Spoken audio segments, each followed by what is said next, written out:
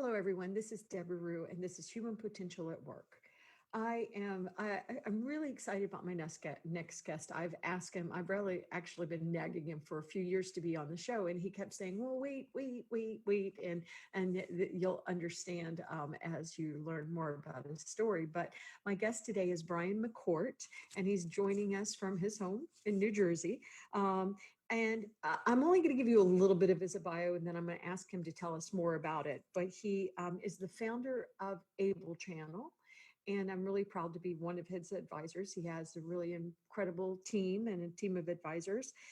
He's also an Emmy Award winner, and he has the Emmy there. And he's like, "Oh, it's no big deal." I think it's a big deal. I think it's a big deal to have an Emmy. Very, very proud father of a grown son that's in college with autism. His background's very interesting: advertising, entertainment, independent filmmaker, offline, online. And it's interesting, the story that took him here, where he takes this interesting background and pulls it together to make a difference for our community. So, Brian, welcome to the show. Thank you for having me, Deborah. It's a real pleasure. And I know you don't like bragging about yourself. You're the behind the camera guy, but do tell us a little bit about your background, because it's a very interesting background and it's varied. And how and why did you? And I'll also tell the audience that the Able Channel was actually launching in May, and that's why Brian agreed to be on the program in the timing that we have now. Because the show will be live in May, but then something, oh, yeah. The little crisis we're all dealing with, the COVID-19 crisis. And of course, it's real bad right now in New York and New Jersey. So we're, praying and sending light to all of you guys up there, but everybody up there, I should say. I'm going into my use guys thing, but Brian, tell the audience a little bit more about your story and why you thought a network like Able Channel needed to be around. Sure. Well, thanks again for having me. I think it's born out of practicality. I spent a lot of time in both television, advertising, and technology, especially as it relates to streaming technology. And I realized, and as most people have made the transition, that you subscribe to streaming networks, mostly for entertainment. And I thought that the next logical progression should be to have narrowcasted content, as a matter of practical use. So what am I saying about that? I'm saying that I did a little research and found that there is no media channel that strictly deals with health. And health is 21% of GDP. And I think that today, especially in today's world, with everything that we're going through collectively, there's never been a more salient time to recognize the need for highly curated, highly credible healthcare content on demand. So if you think about it, Netflix and Hulu and all of the great entertainment streaming services are wonderful, but with respect to healthcare and disability, specifically in my life, I thought that it would be vital to have a resource like this. And again, just to put a finer point on it, we're in the midst of a pandemic where people need to get information on demand to connect to community, to their community, whether it's like-minded patients or caregivers, to learn about how it applies to their lives, their social interactions, and ultimately get credible content, because things are so challenging today to sort of decipher what's real and what's fake, and ultimately people need to be serviced. Right. And Brian, just so that the audience understands what we're talking about, and the reason why I say that, of course, I'm not saying they don't understand it, but it is a little confusing the way we're all consuming data right now.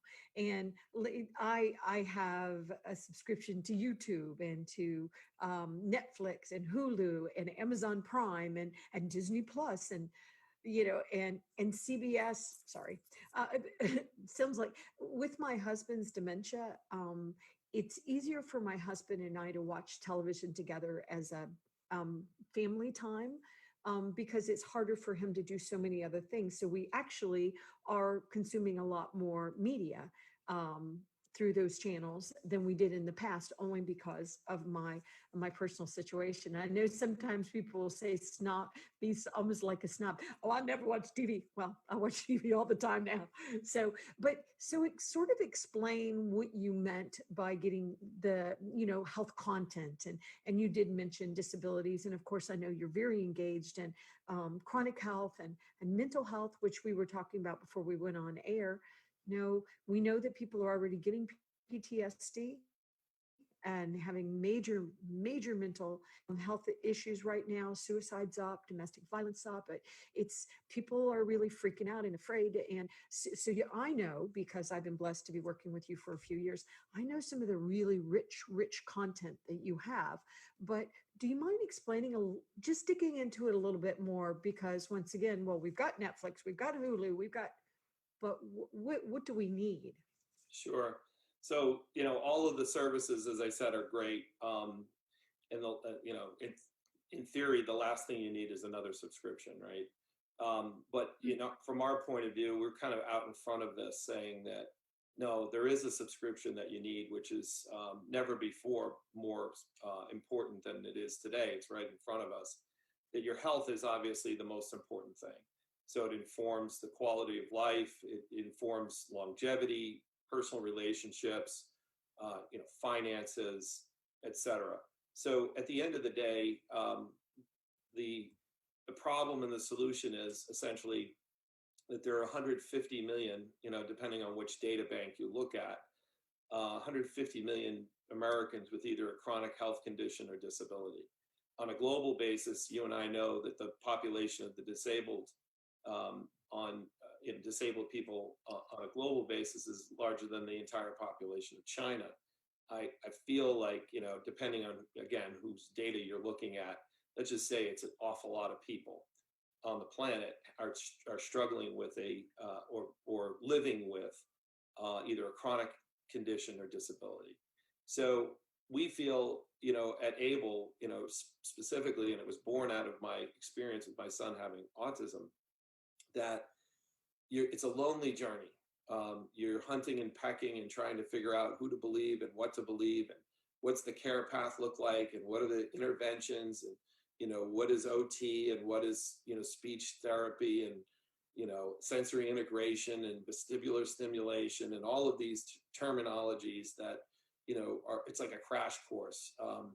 I thought, wouldn't it be wonderful if you had a resource where you could serve content to parents and family members and kids on the spectrum to learn about what they have, what they're going to go through together, who else has what they have, what their journeys are like, and then ultimately what's on the horizon in terms of hope and promise and therapy and methodologies to make things better for them.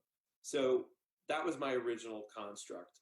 When I extrapolated out how large the population is and saw how vastly underserved it is, growing up in the media space, I saw it as the confluence of both media and medicine, an opportunity to pull these two seemingly disparate entities together into a platform where you could get information that's entertaining and engaging, yet at the same time you're learning. I think Disney said first you must entertain before you can educate. And I think that's an important element to what we're doing here, putting that theory into practice.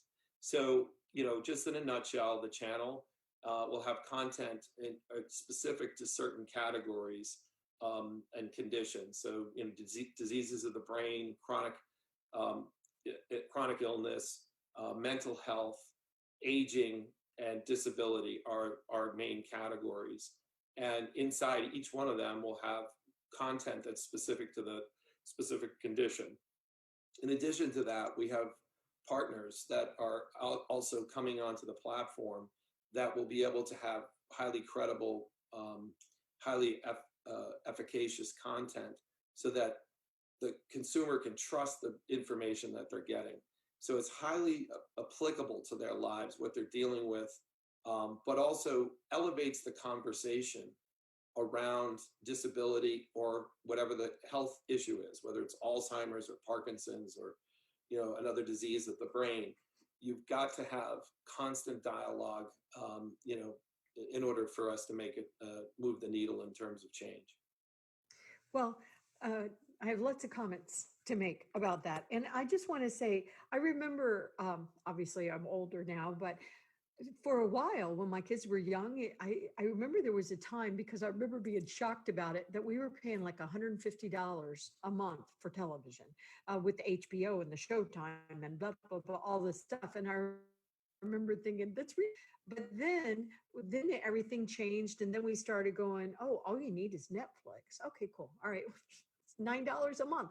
And then all of a sudden, oh, well, no, but you need Roku because you got to connect. And then you've got to have blah, blah, blah. And then, and I will tell you, I'm hopefully not up to that amount, but I also subscribe to a channel called Gaia, which is spiritual and blah, blah, blah.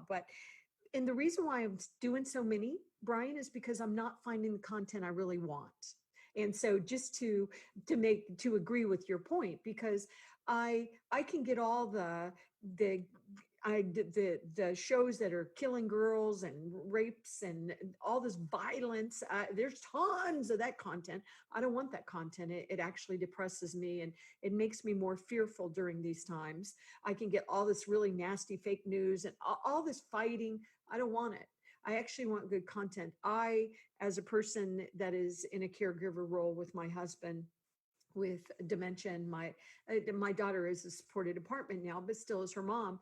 I want rich content. I want good content.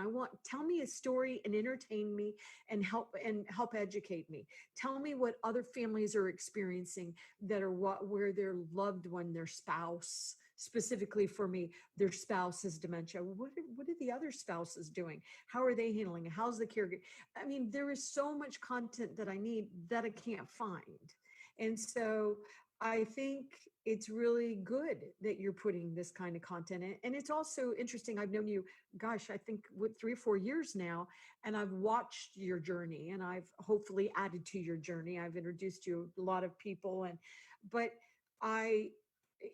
when you first were starting it and I was listening to what you were proposing, I was thinking, well, that's good. That'll be helpful. But it's become richer and richer and richer as the world has shifted and changed, as you've walk this journey, if you've had partners come, and it's an entrepreneurial exercise. So it's always messy, I should say. But I just agree with you that I want to, I've been working so hard to help people change their mind about the value that people with disabilities bring to the world. Let's stop discounting people. But you have the ability, especially with your amazing background, to really help us understand and actually make our lives better and easier. And there's so many benefits to the work that you're doing. And maybe you could just, and I know you're not allowed to tell us everything because you haven't launched yet, but can you tease us with some types of shows? I mean, I'm not sure what you're allowed to tell us since things have shifted, but tease us with, because I've seen some of the content and it is rich, rich, rich. So, and also blessed to be a small part of one little content that I know I'm not supposed to talk about. So, So, well, thank you. And thanks for all of your help. You've been enormously helpful to us. And, your connections, specific to one of the pieces of content that we can talk about is Together We Are Able, which is a series that specifically focuses on people with disabilities and in health conditions, but by and large, in the disabled community. And what's interesting about it is it's a single camera, direct to the interview, no other voices in the conversation. So we're really telling the personal stories of what people who have a specific condition or are born with a disability are faced with on a daily basis. And then the other part of it is, and again, we've been admonished many times in our conversations with the interviews that it's not about pity, and that's not what the channel is about either. We have one of the things that I'll talk about personally is that people, when my son was first born, I said, before he was born, I said, I don't know how people could raise children with a disability. I don't know if I could do it. Right. That's what I was thinking. Then when my son was born and he was diagnosed, I was like, I don't know if I can do it. And then later, as he has grown and evolved, I'm grateful, to be honest, that he's taught me to be a different person, a better person. And from that point of view, I think that extends into the content that we produce. It's literally breaking down the barriers and the walls and the preconceived notions about what it is to have a challenge. And what we've realized is, through the John Kemps of the world and all of the other interviews that we've done, that the limitations are on the people who perceive the disabled to have people with disabilities to have some kind of limitation. Because over and over and over again, every one of the stories talks about people who have transcended what they have. They've made it. They've become CEOs of companies. They've become inventors. They're dancers. It's just been an incredible broadening of my whole perspective beyond what I knew to be true with my own son. The information that we've gleaned and the stories that have been told are truly uplifting. And to your point, I agree with you. I think there's a lot of negative content, and there's a lot of things that need to be delved into that are either unfair or unjust, or that we need to keep an open mind to learning more about divergent points of view. However, one of the things that I think typifies our business and our mission and our content is stories of the human spirit. That's really, what we're focusing on, is that it's our human spirit, it's our humanity, it's our dignity that really makes us, love each other and ultimately care for one another. So the content that we want to produce tells those kinds of stories. Yes, it's not always pretty, it's not always glamorous. And sometimes it's hard to look at, just in terms of the content and the subject matter at times. But it really talks about ourselves and our human condition, and that we're all in this together, as everybody talks about with respect to COVID. I think there's a greater appreciation for health, and I think there's a greater appreciation for differences just across the board now that we don't have one another. Totally agree. And you had mentioned something about pity, and I agree with you. It's like, I remember when my daughter Sarah was diagnosed with Down syndrome at 4 months old. Everybody pitied us, and I didn't want them to pity us because Sarah was diagnosed late. She was diagnosed at 4 months old, and typically a baby with Down syndrome will be diagnosed pre-birth or at birth. It's a little bit more rare for it to take them 4 months to figure it out, but I liked it because in the first place, I think my body would have been more in trauma right at birth, but whatever. It must be so hard. You just gave birth and then you're going to also get this news that you're trying to understand. But it allowed me, I'd already known this little soul, for 9 months that I carried her, and then 4 months, where she was on her own. And I just didn't buy that it was pity and all that stuff. But there's also that very interesting, place you have to play of, we don't want it to be inspirational porn. And so it's pity and inspirational porn. It's like, oh, look, oh my gosh, look at that person that's blind and they're able to walk, or just, it's ridiculous what we do, or people patting somebody on the head that's in a wheelchair. Okay. But so it's, telling the stories in a way that it humanizes people, which is what I love about the content. And I also want to say that, as far as, what I try to get people to think about is, and I haven't lived in my lifetime blind. So I have a lot of friends that are blind, and they can explain their journey and try to help me understand and everything. But at the same time, part of being a human being is that we're going to have problems and challenges. For example, we're all, walking this COVID-19 virus. So part of being alive is that you're going to have contrast and you're going to have problems. And the really interesting thing about the contrast and the problems is that's when I personally have grown the very most. Whenever my daughter Sarah was walking the path in 2018, which was so scary, where she was in the hospital and almost died in an extreme pain, like I've never, I'll get emotional, but it was intense. But at the same time, there was so much beauty that grew. And I'll tell you, the biggest thing that we learned from that, Brian, was how strong our daughter was. I knew she was strong. I knew she was cheeky, but my husband and I, we had no idea. And I remember at one point we were discussing whether or not she could move into this supported apartment. And I was nervous. It was too soon.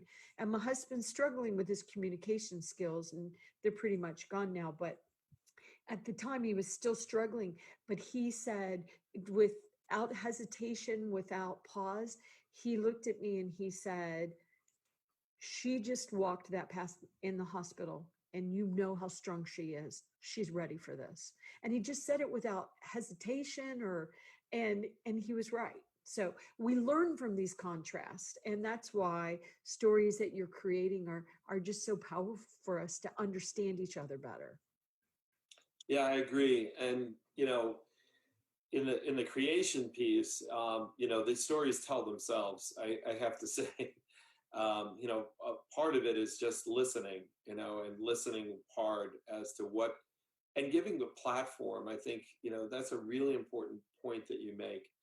Giving people a platform where they're not fighting for a bit part in a show to be an anomalous character, right?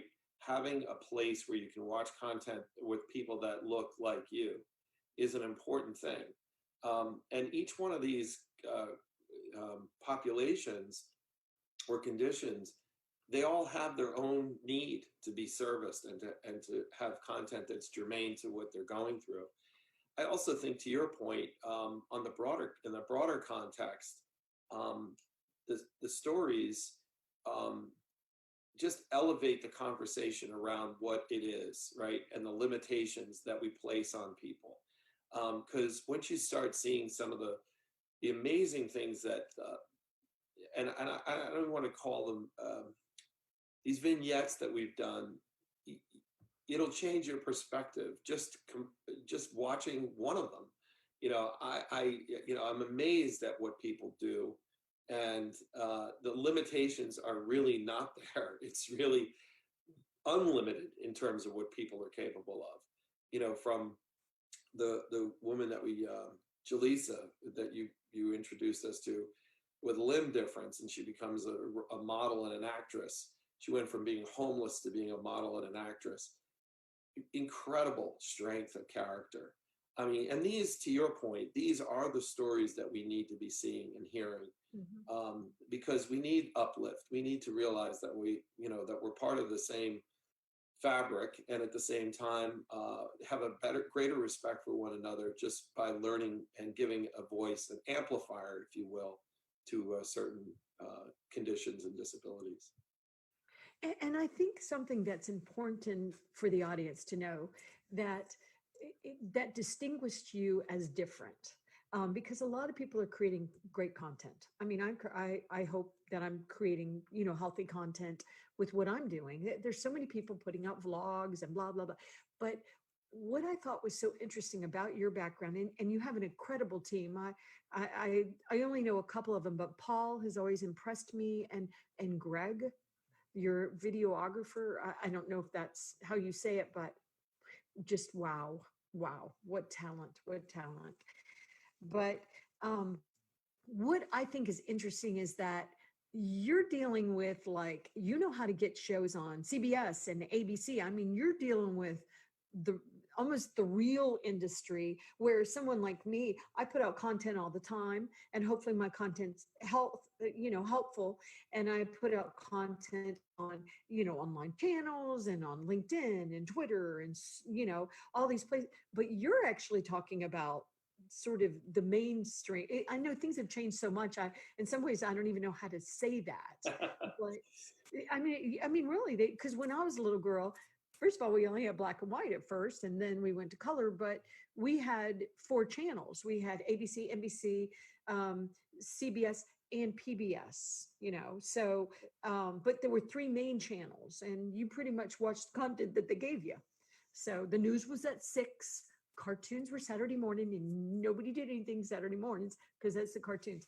But still, we do have mainstream. So and I'm not saying this well. You know what I'm trying to say. So you say it more legibly than me. So I think what you're saying is the world has changed dramatically, and that everyone is in the publishing business these days. Everybody has a blog or a podcast, or you've got all sorts of a fire hose of information. And I totally agree with that. And then by and large, even, the content that you're producing and the things that you're doing are vitally important to the community that you serve, without question. If you think about what Able's doing, is we're taking that same approach to an underserved market and codifying it into a channel, right? Content that's specific to this population that's been overlooked, marginalized, and there's a vital need for it. So that's different than a broadcast channel like an ABC or a CBS. They're linear broadcast channels. The streaming capability and the ability to develop and deliver content that's specific to this community has been a great pleasure for us, because the stories are endless and the content, is extremely compelling. And the types of content, it doesn't matter whether it's a series like you were talking about on Alzheimer's, cataloging people's journeys, their lives, sharing it with their loved ones. The stories that we're telling with respect to folks that have been diagnosed with Alzheimer's, my mom was as well. It's so important to get that information on tape and on camera to learn about people's lives. StoryCorps does a great job of that. We're effectively, creating content that serves as kind of a video log of people's journeys throughout their lives. With 1 in 6 over 65 having Alzheimer's, it's a pretty substantial amount of people. We want to not just shed the light on the problem, but also support the caregivers, and then ultimately elevate the conversation and debate around, Alzheimer's as a condition, and hopefully elevate the amount of research dollars that flow into that, so that we can, find a cure for it. That's a super important thing.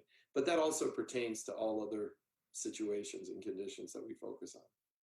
So I know that the launch isn't May, unfortunately. But a lot of things are on hold appropriately right now. But tell us what you can tell us. What are y'all doing now? Sure. Can you look in a crystal ball and tell us when the launch is? I know that the work is continuing. There's a lot of work that has to be done in the background to get ready for a launch, because you actually have to have the content to launch. But so tell us more about how all that's working, whatever you can tell us. Sure. So our plan is to launch with programming later this year, and similar to the way that Apple Plus launched with a set number of programs, we will do the same, and that's our goal. And then the second piece is that we have partnerships now with linear broadcasters, that we create a series that they will have on their linear channel, which is their broadcast channel, which will effectively tease some of the content that we're producing. So that's the series that you're involved in. And the programming kind of runs the gamut. One is more about snackable health content. So you get it on demand, but you can also get it, through a partnership. The other is, A partnership like somebody like me that has Roku, or I have, is that what you mean by partnerships? Only because once again, all this is so confusing to many of us. Many of us. sure. So like, for example, if we have a a hospital, a major hospital system partner that's working with us to create this series about your health, Okay, and right. it will And it'd be be in the doctor's distributed office. through, yes, Okay, it'll be cool. distributed through a linear broadcast channel. Okay, Just cool. like, as I was saying, the show that you're on, we have a major broadcaster that will air that program. It'll also be on our channel as well, so that we want to make it as broad as possible. The other piece of programming that I think you alluded to earlier is a series that we're producing on mental health, one of our categories, um, pertaining to suicide.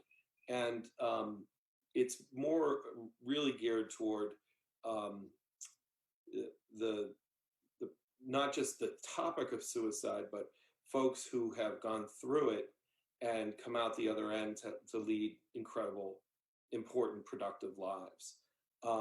And so there's not a one size fits all, scenario when you hear about a suicide. Right. They're all different, but it trees up to the whole idea of mental health, and that mental health is vital to everyone. It's kind of diminished in some circles as as a sort of a side thing, but it's vital to your whole overall well-being and mental health. So we're working with professionals at the highest levels, that are helping guide and shape that particular series. We want to get that out to the broadest audience, so it doesn't make sense for us to hold back on our channel. We'd like to try to distribute it out to a wider audience, simply because it's so timely and important, and hopefully, People need like it. most of Yeah.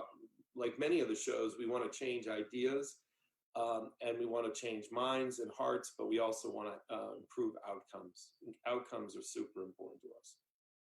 Right, right. I agree. And people are, I, I'm worried about a friend right now, that's really struggling. So what I've been doing is spending a lot of time, with him just to make sure he's okay. And we all need to check on our loved ones, our friends, because the longer we sit in this, the longer we do this to stay safe, the more at risk people are going to be. And I had read on, I'd heard on television, them just saying that prepare for a lot of post-traumatic stress disorder, just prepare for it. And PTSD is dangerous because sometimes you don't realize you have it, and it could come years later. So the content, once again, I've used the word rich, robust, but once again, with just using me as a perfect personal example, working, just being there for my husband in a way that he feels he can participate. We are using content, but I'm struggling so hard to get content that I'm actually willing to watch and want to watch. And it's very interesting now what Netflix and Amazon will deliver to me, because I have such an eclectic taste. I want to learn, I want to grow, I want to, but I would love to see content that looked like my family. That would be so wonderful, Brian. If I could have is my family just broken because I have, family of four, dog, a cat, all of that, and my daughter has Down syndrome, and my husband has dementia? Well, I must be broken, or am I just a typical family?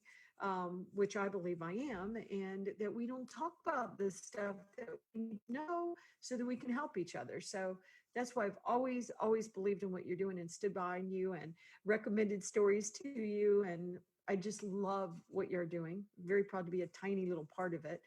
And I would ask you a couple of things to tell us. Is there a way the audience can help you? Because if pretty much the people that are listening to the show want, obviously care about this. I have another idea. I have this Sergeant Tim Sutton that I met, who is, he's doing so much to help other police officers. He's been doing this for years, from a police officer's perspective, helping other law enforcement, um,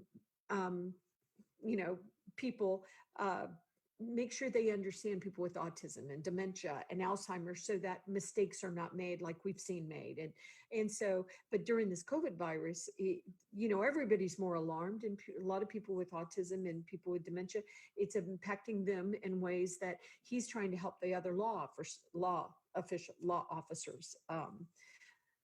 understand. So there's some really beautiful things happening in our community, but nobody's telling the story. So how can our community, how can corporations that might be listening to this, how can we help you do this? And also, I want to make sure that you also tell the audience what they can know. I know you have a website, newly designed website, looks great, by the way.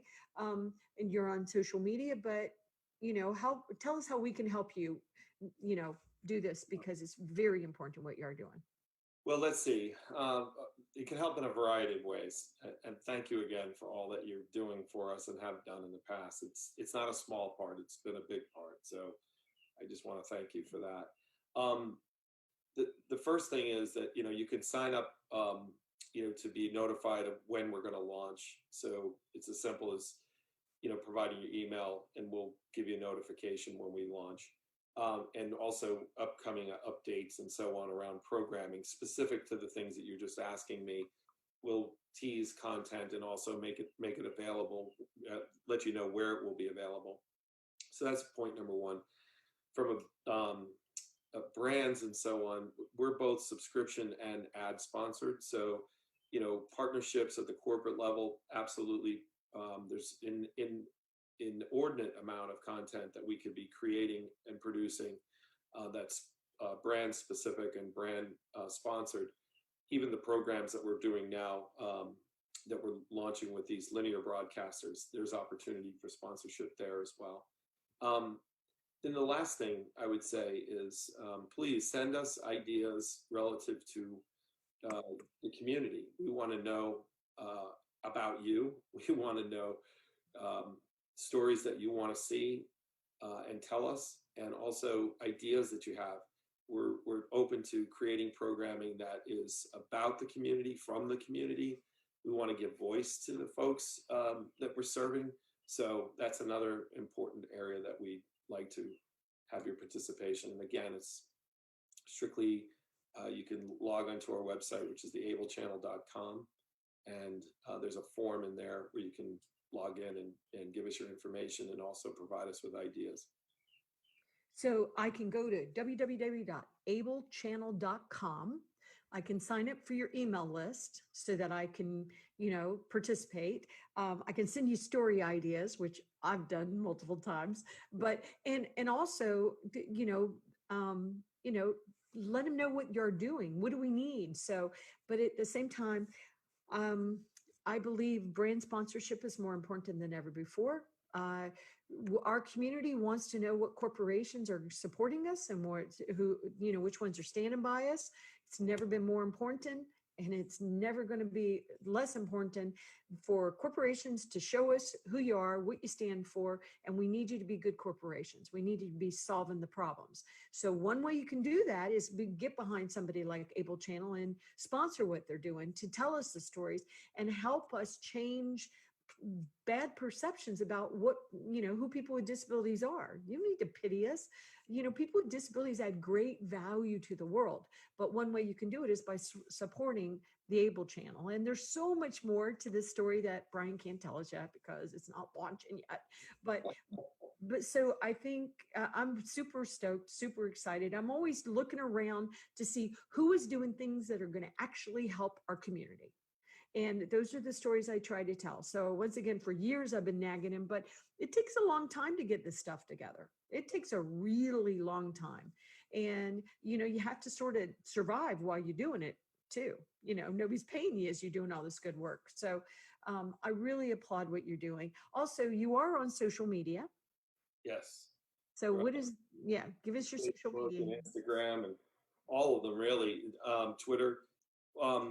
The one thing I would say, and I just be remiss if I didn't say this, our team is, we rely heavily upon the community because, as again, we're here for the community, and we want to create programming that's compelling and features those that we're serving. that's kind of number one. Number two is the group that we've assembled are longtime entertainment, media, and medicine moguls. Folks like Jerry Levin, who was CEO of Time Warner, former CEO of Cleveland Clinic, Toby Cosgrove, is on our board. We're talking about highly credible people who are also similarly recognizing the need for what we're doing, both from the media and the medicine standpoint. So we feel like we have a great foundation. We've got great people like you who are supporting us. And ultimately, it's about the community coming together and making this their channel. That's, when we chose the word able, it was very specific because so many derivative words come from the word able, right? And the word able at its core means the ability to do something. And this is the something that we're doing. So it's, is it remarkable? Is it encourageable? It's a lot of able words, and that kind of typifies the audience that we serve, which is the community that you serve as well. Right. And the reality is that, we're all in this together, and we're all human beings, and we got to really take the time to understand who each of us, really are. So, Brian, thank you so much. I'm so stoked about the Able Channel. Once again, www.ablechannel.com. Engage with them. They're doing incredible work. They've done so much good work. You just don't know it yet, but you're going to, I'm really honored that I was one of the first people to get to tell the story. But Brian, thank you so much. Stay safe. And I'm not sure if I'm signed up for the email. So when I get off, I'm going to go on and make sure I'm signed up. Wow. So I was maybe on the old one, but so thank you for your work. Stay safe. Everybody stay safe. And we'll talk to you next time. Bye. Bye-bye.